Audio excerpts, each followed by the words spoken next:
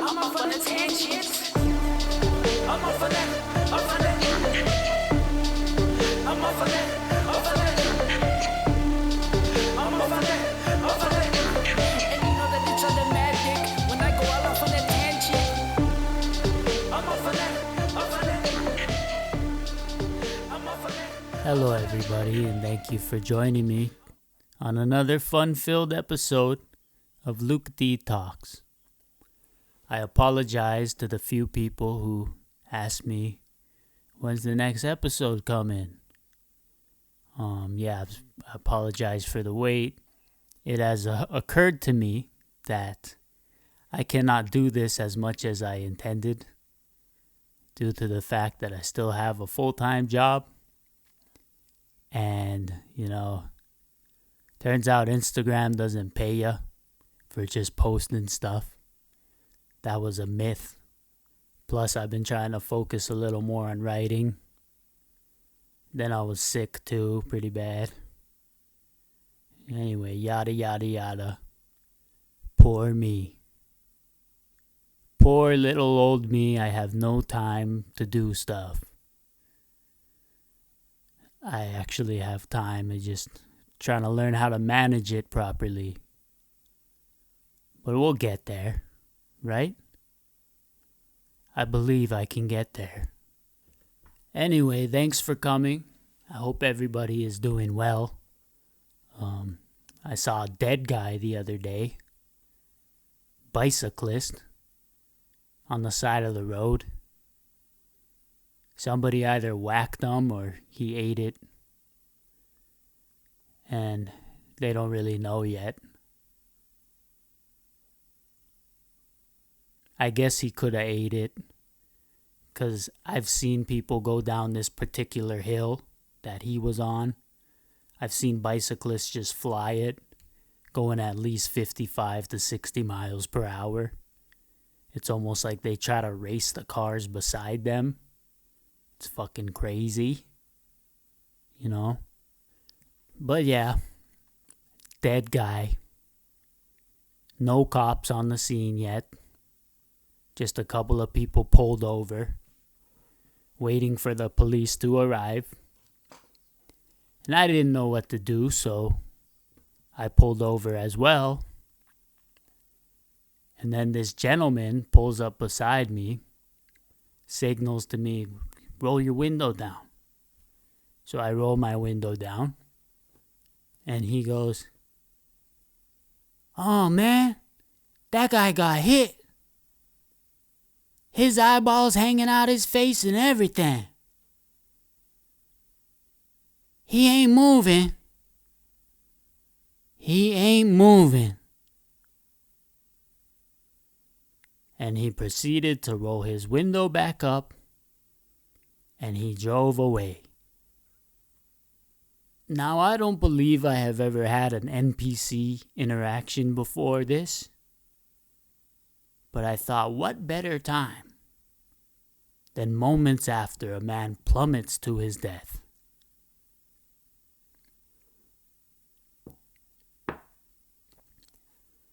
Dead guy. Been on my mind for a while. And I know some of you are like, oh, that's no big deal. Because where you may come from, there's dead guys left and right. And you just treat them like speed bumps. Minor inconveniences. You just go, oh, and drive over them with half your car so that there's less impact. You see people driving over them like with 2 wheels instead of all 4. Because God forbid you feel some slight turbulence. Who's the first person to figure that out, huh? Which astrophysicist was like, oh, the velocity added to the mass of the vehicle when met with an obstacle. Just stop it. Just go over the bump. I mean, I see people in lifted trucks doing this shit. Stop it. Why'd you lift your vehicle 5 feet high if you can't handle a damn speed bump? That's like getting the ability to fly, but you'd still rather climb. Well, I guess if you were really into climbing before you got that power to fly, that kind of makes sense. But if you're a climber guy and some deity or wizard granted you the ability to fly, they fucked up. Give that power to someone who doesn't risk their life ascending canyons. I don't have beef with climbers, man. I'm just bitter because my fingers hurt. I couldn't climb if I wanted to. My fingers hurt. My shoulder hurts. My back hurts. And that's just from getting older and having a job. Getting older for sure, man. I'm at a weird age now. I was on Facebook the other day, the last resort app, right? That's the app you go to when you're done with Instagram and TikTok, but you got to check Facebook for any leftovers. Just taking a paper clip and scraping the resin of the social media dopamine pipe. Scrolling through Facebook, and I notice a photo of my high school classmate. His profile picture, right? He's a dude, and he's with this girl that looks way too damn young to be with him, obviously a teenager, not like a little kid, but teenager. And I'm thinking, what the fuck? When did this guy become a pedo? I shook this guy's hand. Gross. Should I call the police? And then it hits me.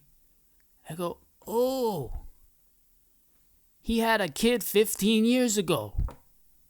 That's right. We're old. Weird age, man. Getting older plus work equals everything sore.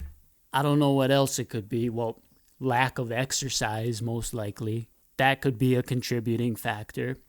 My dumbass bought a kettlebell a couple years ago. It's just sitting on the carpet over there. Just a carpet weight. Keeps the carpet from blowing away. Just in case a slight gust enters the room. So stupid. Anywho. Dead guy. Rest in peace, man. Shucks, bro. I tried meditating the other day. People are always saying, oh, meditation, it really helps me mentally and physically. And I'm thinking, sitting still, being inanimate, doing absolutely nothing for an hour helps you? You ever consider just death? What better way to clear your mind? And be inanimate. But when I picture meditation, right?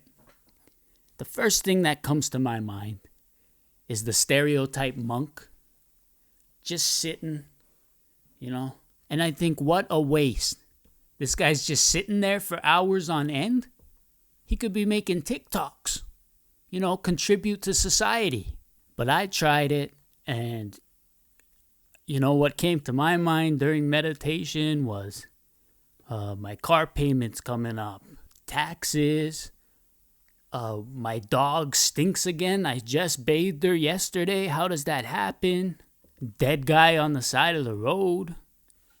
I should probably get that little lump on my shoulder checked out. And I go, of course a monk can meditate. What does he have to stress about? Raking the sandbox? He's over there like, nobody better walk in my sandbox today. If they do, they better rake that shit back the way that it was.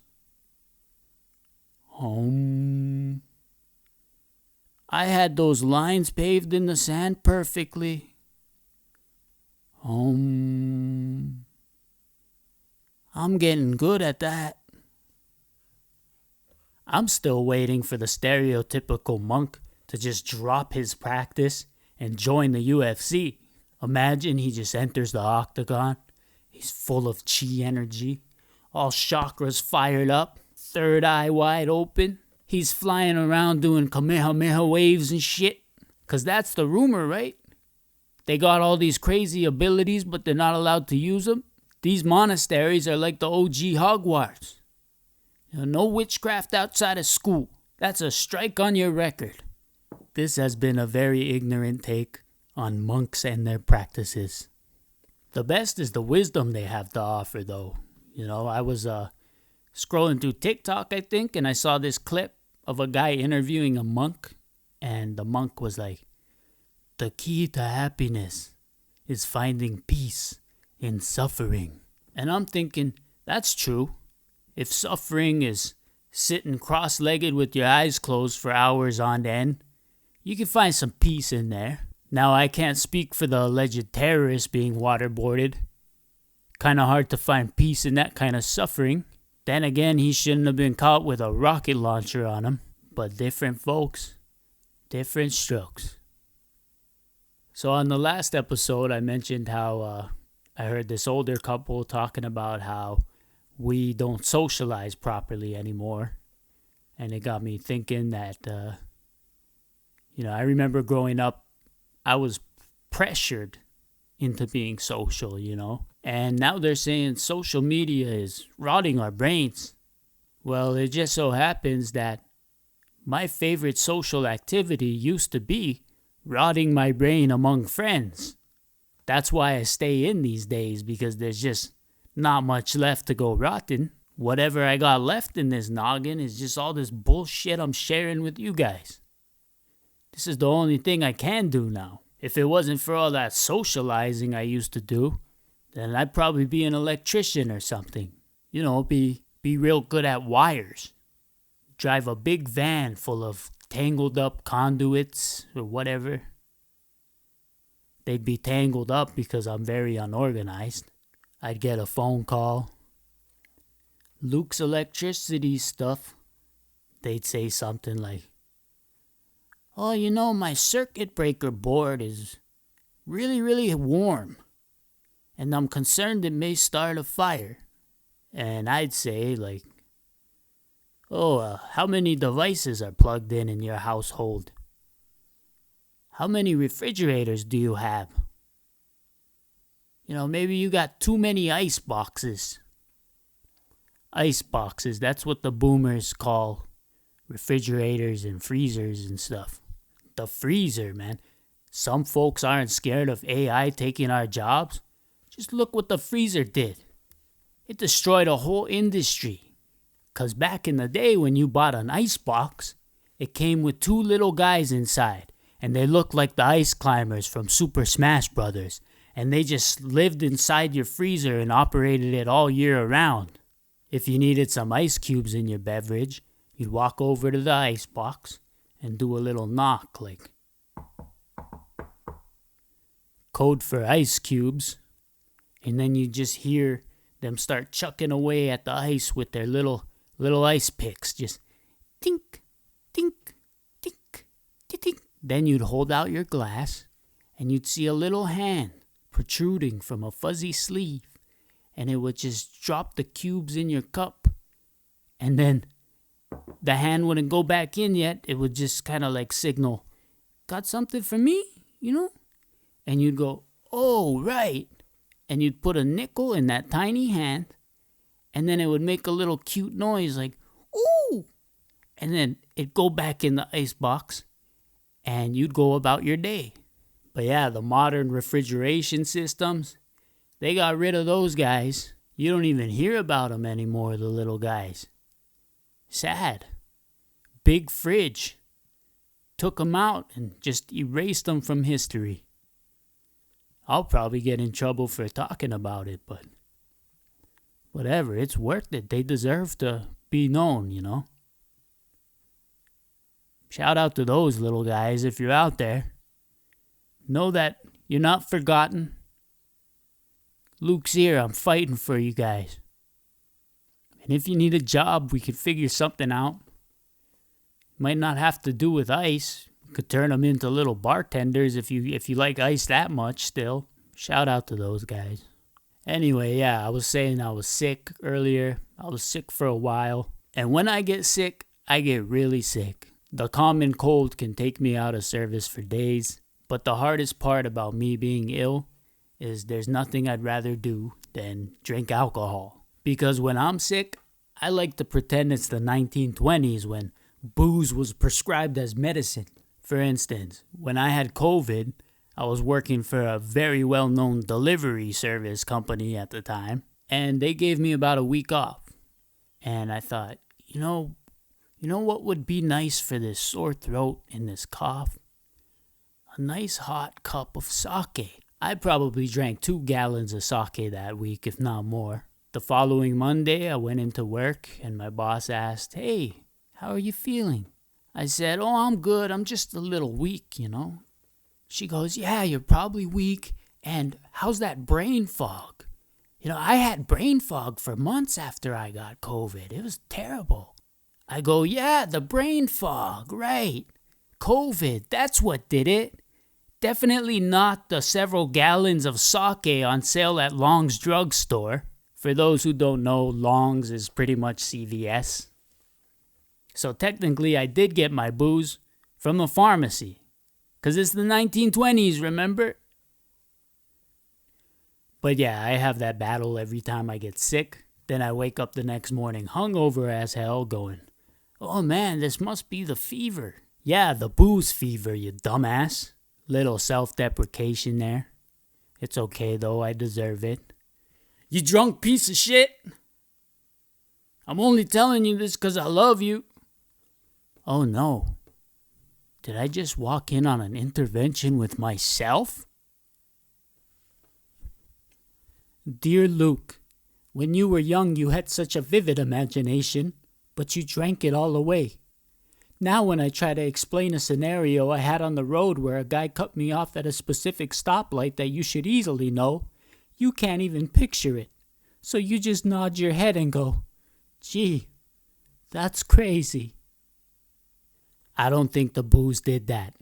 I just don't care about your story because I wasn't there. I'm not going to pretend like I was and try to envision intersections. I'm not going to astrally project into your crazy car story. Anyway, don't drink when you're sick, guys. I don't even know if that needs saying. Maybe I'm the only idiot that has that problem. Just take a Tylenol like a normal person and then down it with a nice hot cup of sake. No, don't do that. I wasted so much time on alcohol, man. I wasted so much time, and I spent a lot of time wasted. You have a real problem when you don't even do anything crazy after you drink anymore. It's just you're so used to it that it's just a sort of numbing agent, and all that it helps do is just cure the urge to drink pretty much after a certain amount of time. It's like cigarettes. You're never going to crave a cigarette if you never start doing them, And I used to smoke too, and, I thought, oh yeah, it relieves my stress.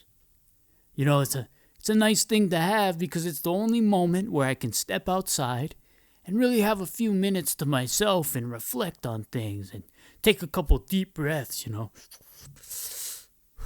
No, it's because you started smoking when you were 13, dummy, and you haven't figured out any other way to cope with your emotions. Shithead. Little more self-deprecation never hurts. But that's part of why I got into booze, because I was trying to cope with being like the insecure, shy guy who never socialized. I didn't even like spending time with myself when I was young, so any chance I got to get my hands on some liquor, I would just get hammered. And young me would do crazy dumb shit when I was drinking. But that's because I was young and I had energy back then, I'd black out, but the young body was still like yapping and moving around. I remember I would get so irritated pre-21 years old if I was invited to a get-together or a dinner and there was no alcohol involved. I'm hanging out with all these people over 21 and nobody's drinking? What's wrong with them? One time a coworker invited me over to watch the Avengers. I get there, you know what they're doing? They're watching the Avengers. Sober. I just left because I was so uncomfortable. Because where I grew up, alcohol was everywhere, man. Every family gathering had people drinking. Every friend gathering had people either drinking or smoking weed. Doing something. And when I moved away from home and I saw people having these gatherings sober, I would think, is this a church function? Because we might as well be at church. And that was just my mindset back then. And that's kind of what terrifies me about having children. Because if they think the way that I did in my late teens and early 20s, I'd be fucking scared. I one time found a bar that didn't ID me. I must have taken like 10 to 15 shots because I was just like taking advantage of that, you know? Like, yeah, when am I going to have this opportunity again? Well, I'm under 21. I blacked out. I woke up in the back seat of my car, surprisingly well parked in the parking lot of a church. I could have killed somebody, but I was just that desperate to get out of my own skin and pretend to be somebody I'm not, rather than embrace my oddities. And my phone just ran out of storage. The phone that I use to record everything. Try to save up for a better camera so I don't have to rely on the phone so much. Send me money. Buy the merch. I'll be able to buy a camera eventually. I just got to get better at saving. Anyway, yeah, I was so dead set at not being insecure that I was blind to any consequences from, getting hammered and stuff like that. So if you're young and antisocial and shy and uncomfortable in your own skin, go find a bar that doesn't ID you. No. Just embrace your weirdness, man. I think weird is cool nowadays, right? You guys are lucky. It's cool to be weird and stick out like a sore thumb. Real lucky, man, because insecurity is a scary thing. Insecurity combined with a little, I don't know what to do with my life. Everybody else does, and I'm not good at anything. That can drive you fucking crazy. But looking back, it does make sense that I didn't like myself, because I was a real piece of shit. Anywho, didn't get hammered this time around being sick. But it did put me at a halt for a couple days, and when I do absolutely nothing, that's when I start to get in my own head and things get kind of dark, but yada yada yada. It's fine, I am here, and you are here, and everything's fine. Well, talking about the early drinking days reminded me of some buddies that I made during that phase. And I wanted to talk about a little something called meth head wisdom. After I graduated high school early by cheating online, I moved to a place called Colorado. 'Cause what a great idea to attempt college after you did zero of the work in high school. I ended up dropping out because I was lazy. I couldn't commit. I liked drinking. I was dumb. Still am kind of dumb. And rather than go to class, I would sit around and read about aliens and conspiracy theories.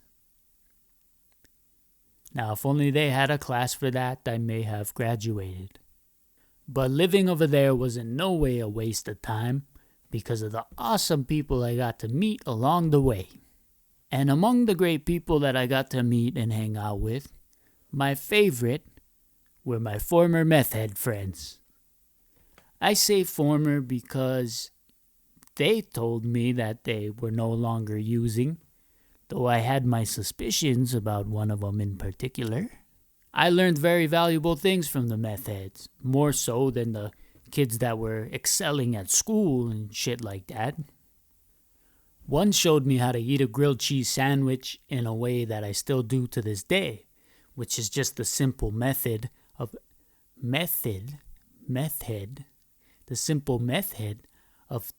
dipping it in mustard with each bite. That was a game changer for me because I just love mustard, man. I don't know what it is. Is mustard sour? Is it tart? I don't know, but it's amazing. Shout out to whoever made mustard. You're a saint. You're a hero. And your descendants deserve royalties until the end of time. But yeah, just simply dipping the grilled cheese in the mustard. I don't know if that's a common thing in the States, but growing up on a little island, I had never seen it. But the passion in this man's whole demeanor when trying to teach me the mustard dip was just amazing, you know. He goes, "Oh man, you ready? It's time. It's time." So he shows me. I copy the technique very carefully, afraid that I might somehow mess it up. I don't know how I'd mess that up, but he was so into it that I was kind of scared. And I take a bite, and he just starts going off like, yes, good. It was beautiful. Just for someone to be that passionate about teaching someone something that simple, that's a trait you will only find in addicts. Took a nice head to get me to learn about fusing mustard and grilled cheese sandwiches. So simple, yet so powerful. None of the bookworms taught me that shit. None of the people with careers. One day I was hanging out with another methy buddy of mine. You know, we're just sitting on the couch and he just randomly says, "Hey, you know if you enter a room at night and you shut your eyes, and while your eyes are closed, you shut off the light switch, then you open your eyes, you can see." I go, "No shit, really?" He goes, Yeah, you can see." That one hasn't worked for me yet. I still try it from time to time, years later, hoping maybe it just requires some practice and dedication before it works, or maybe it just requires meth. Perhaps that's what my diet is deficient of. I trust the man. I don't think he was lying. Maybe he just left out some key instructions. Like, oh, you gotta go steal all your dead grandma's jewelry first. Gotta strip the plumbing too while you're at it. You know, stereotype meth head shit. I think we gotta stop with the addict stereotypes. I'm sure there's junkies out there getting their money in unorthodox ways. Like baptisms. I've never seen a guy out there selling baptisms now that I think about it. You know, that could be a thing. Baptisms, weddings. They could become ordained ministers and marry people off for cash. Put that on the cardboard signs that they hold up. Just, I do baptisms, weddings, lobotomies. The lobotomy would be for the 7-year itch after the wedding. Just forget everything you hate about each other. A love lobotomy. Just repeat it every 7 years. But I guess that's what ecstasy is for. Love lobotomy sounds cooler. Anyway, we got some news today, which we didn't have on the last podcast. Because I said I wouldn't talk about news, but we can talk about dumb news, right? So today in the news, not only are less and less Americans signing up for the military, there has also been a noticeable decline in children participating in sports. Yeah, I get that. I was never the athletic type. Played soccer growing up and it just felt kind of forced. I didn't want to be there. I just wanted to play PlayStation. Harvest Moon. Shout out to Harvest Moon, dude. One of the greatest games of all time was Harvest Moon Back to Nature on the PlayStation 1. I fell in love for the first time on Harvest Moon with a character in the game. Potpourri, I miss you, girl. I'll come visit you sometime. But yeah, Harvest Moon, man. Feeding the cows, brushing the horse. So I can only imagine nowadays with all the advanced gaming and the VR and stuff, why would these kids want to go kick around a ball for? What they could do, if they want to fix this problem, they could offer vapes. You know, the flavored electronic cigarettes that are specifically targeted at children, like they say. Give them a Juul after soccer practice. Or one of those mango strawberry elf bars. Keep them coming back. Give them something to look forward to. put nicotine in the soccer ball. I'd sign up for soccer so fast if I heard that they had like little goodie bags of paraphernalia that they would pass out after the big game. Little paraphernalias. Paraphernalia. Where did that word even come from? Like, for the word origin segment, we're just going to do a real definition because I am genuinely curious.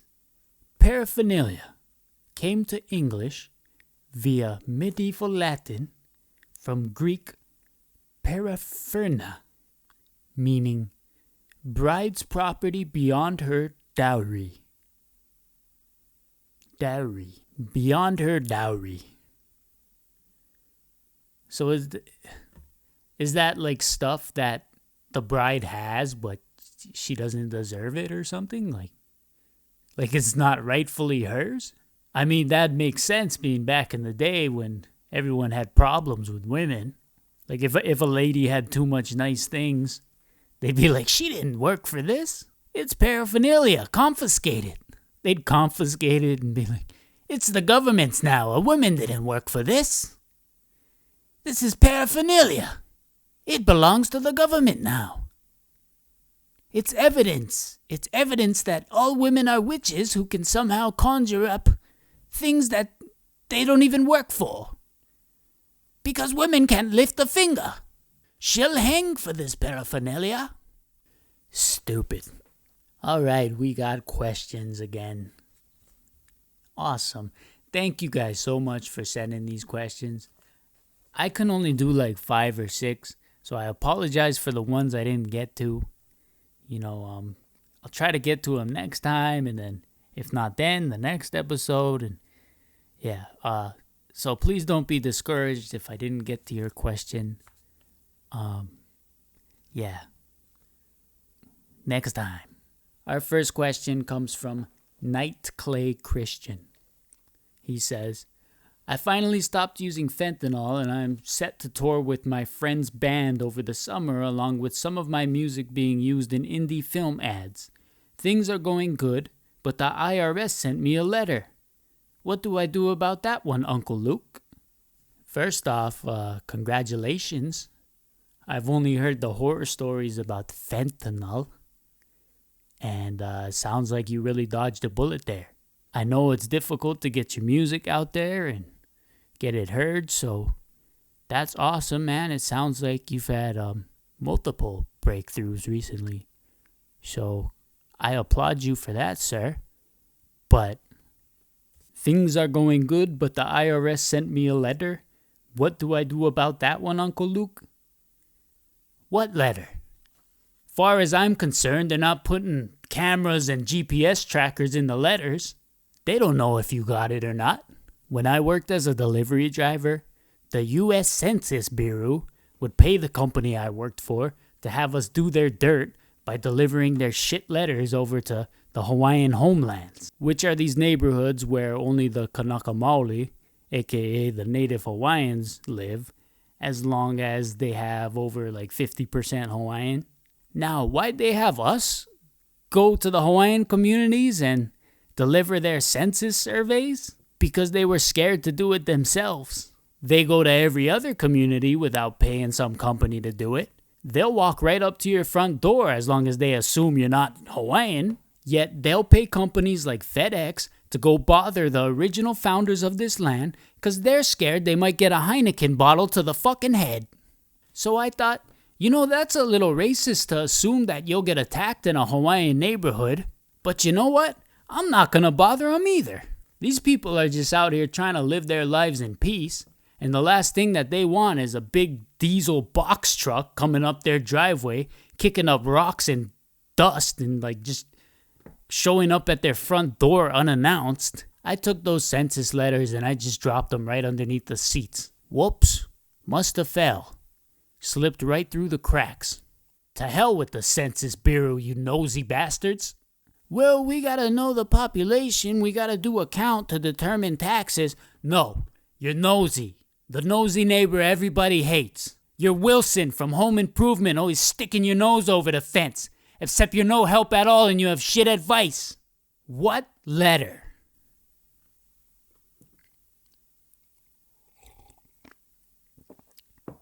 Congratulations, though, man, on getting sober and getting your music heard. Next question. Aaron from Australia says, the guy I'm talking to is nice, but the grown man thinks he is doing ninja training by himself. What do? What do? Are you kidding me? Buy him some ninja stars. Not only have you found yourself a protector, but you'll never have to try to think about what to get this man for Christmas or his birthdays or anniversaries. It's so easy. Just upgrade his ninja inventory. Enchant his weapons, do all that. Then again, I don't know if this is a white guy or a Japanese guy. 'Cause if he's a white ninja, then he might really have to prove himself. I don't know if you've ever heard of or watched the movie Beverly Hills Ninja, but that's what it's all about. You guys could put that on for date night. That's a great movie starring Chris Farley. And maybe by watching this, he could become a little more self-aware. Maybe he's gonna, see how others may view him. Get a little wake-up call. If you want to do that to him, I don't know. I think it's kind of badass, man. And I'm actually getting kind of sad thinking about it because I'm trying to think when was the last time I played a game like ninja stuff or, one of those games where you use your imagination and you just fight all these imaginary bad guys in the woods. My best childhood friend and I, we would always be kicking imaginary ass. And we didn't call it ninja. We didn't really have a name for it. We would just refer to it as our game. Like, hey, want to play our game? And then one sad day, I think we were maybe 11 or 12 years old, and I was at his house, and we were bored, and he just goes, hey, you want to play our game? And I said, I think we're getting a little too old for our game. My nuts are starting to itch. Girls are starting to look prettier. Have you heard of taxes and credit card debt? 'Cause it's right around the corner. And he said, okay. And we never played our game again. So in a way, I admire this man for not letting his age get in the way of his game. Maybe you could play it with him. You said he's doing it by himself. Maybe what you two need is for you to embrace it and start calling it our game. Thank you for your question, Aaron from Australia. All right, next one from Anonymous. I am a sex addict, and I don't want to get into too much gross detail, but I wear a chastity cage and keep on wearing it too long to the point of fucking up my balls. Now I have ball problems, and one time I was on LSD and thought my balls were on backwards. Imagine double testicular torsion, but no, it was just inflamed because I be too horny. Shake my head. Lose the chastity cage, man. You don't see heroin addicts walking around with cages on their arms. If you're wearing a cage, you might as well just be neutered at this point. Schedule an appointment at the vet. Or go to the Humane Society.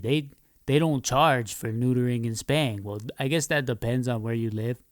But I took my 2 cats and my 2 dogs to the local pound. And they did it for free. My male cat used to disappear for weeks at a time. And he'd come back all beat up and stuff. And that's because he was an addict. He would just catch a whiff of the female cat, and he just couldn't help himself. He'd go on a bender. I took him to the pound to get fixed, and that sex demon didn't stand a damn chance. Now he'll go as far as the neighbor's house, but that's about it. He comes home every night. No cage needed. I mean, thank you for sharing that, man, and I wish you luck. But please lose the cage.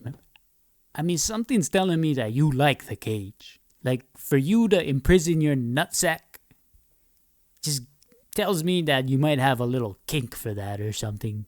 You like throwing your meat in jail. You like playing cops and robbers with your pee-pee.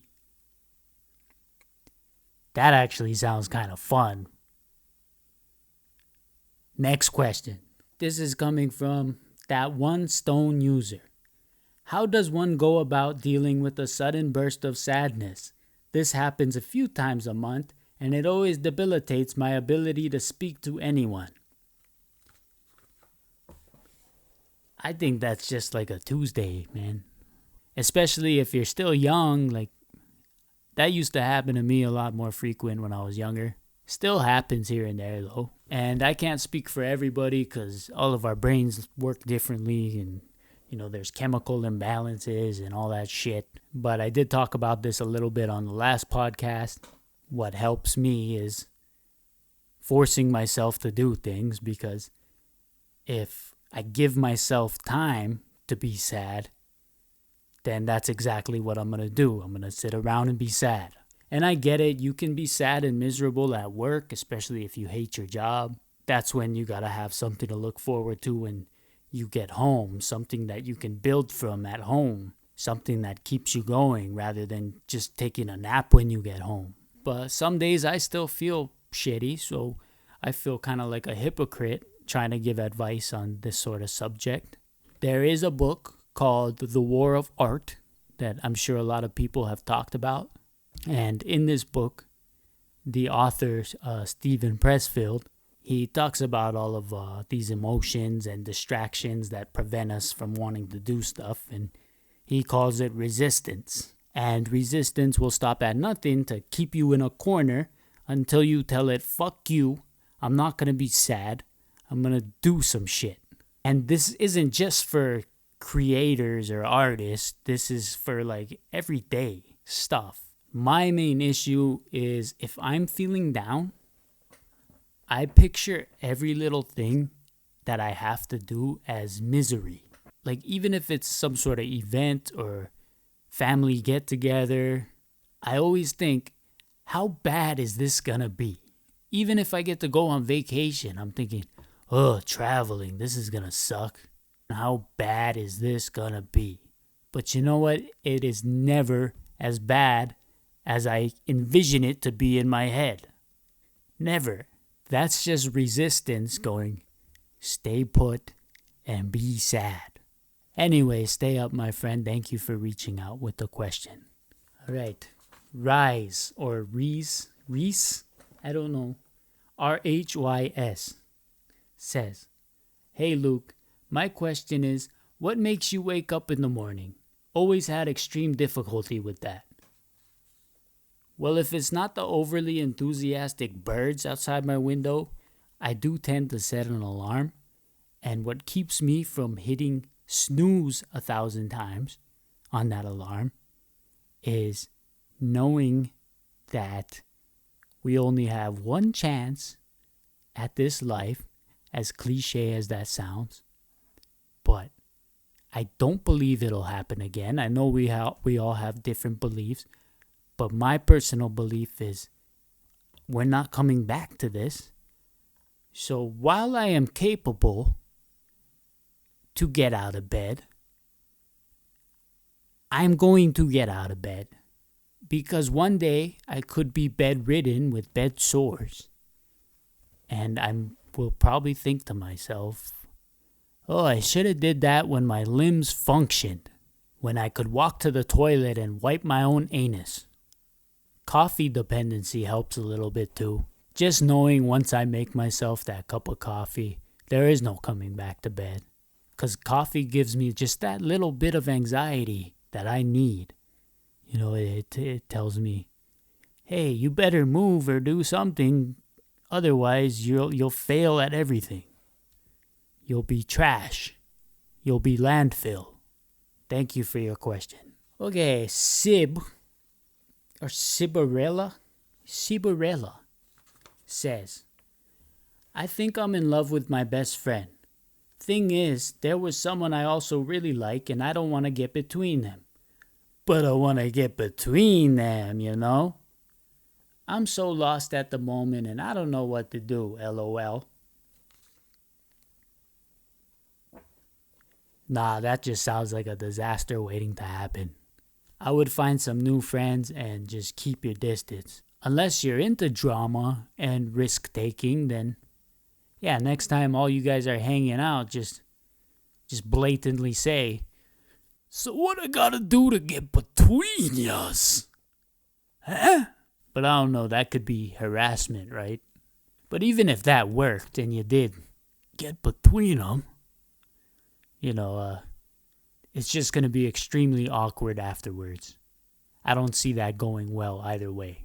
Your friendship will never be the same. You seem young, so if they're young too, chances are that they're not even going to be together for much longer because people are breaking up left and right. Commitment is a tough thing, especially when everyone's got Tinder and they just want to fuck like rabbits. People be getting sick of each other real quick. Commitment is hard. So yeah, you could wait it out and wait till they break up and well, I don't know, because you want to get between them. I wouldn't. No. I don't know, man. I'm terrible at this. Me personally, I would keep my distance and I would try to stop looking at my friends in a sexual way. That's all I could say. But best of luck to you. I would get away from them. Because it's not going to end pretty. Thank you for your question, though. Okay, last question. This is from Taylor Payne. Hey, I'm new to the concepts of eggs, and I recently tried an egg for the first time. It was awful, by the way. Someone suggested that I cook them, so I looked it up, and apparently there's like 1,000 different ways to do that. So I was wondering, what is the most optimal way to cook an egg? That's my question.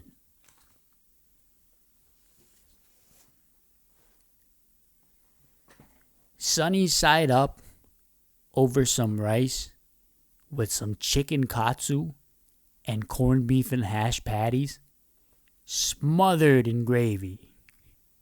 Gravy all over. You break that runny egg yolk and it just comes down with the gravy and it just fuses all the proteins together in a way that is just spectacular. It's a loco moco without a burger patty, and instead with corned beef and hash patties and chicken katsu. Gosh, that sounds amazing. Because it is amazing. Either like that or Eggs Benedict is very good. I like me an Eggs Benedict.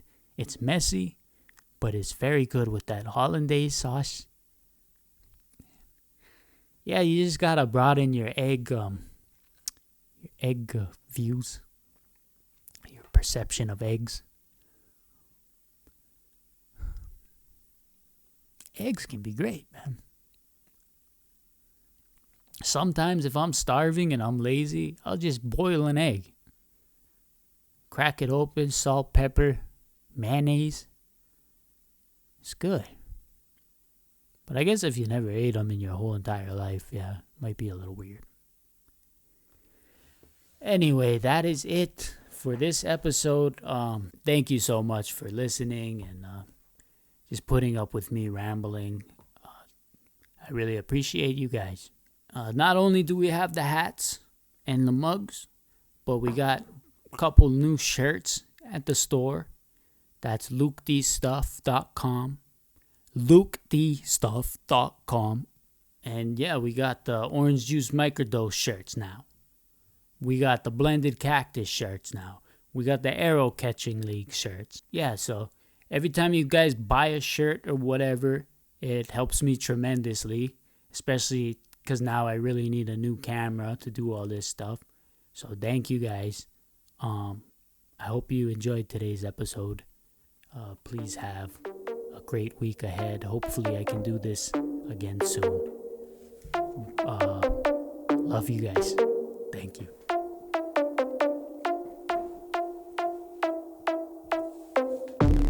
Lost for words, take my head and stomp the curb. Getting fed up with the herd, so I'm gonna get to going off and hit the dirt. College can't get a hold of me, don't need a soul to see there's no controlling me. Skipping these barriers, let me with swollen these. The more the merrier, sip for some more disease.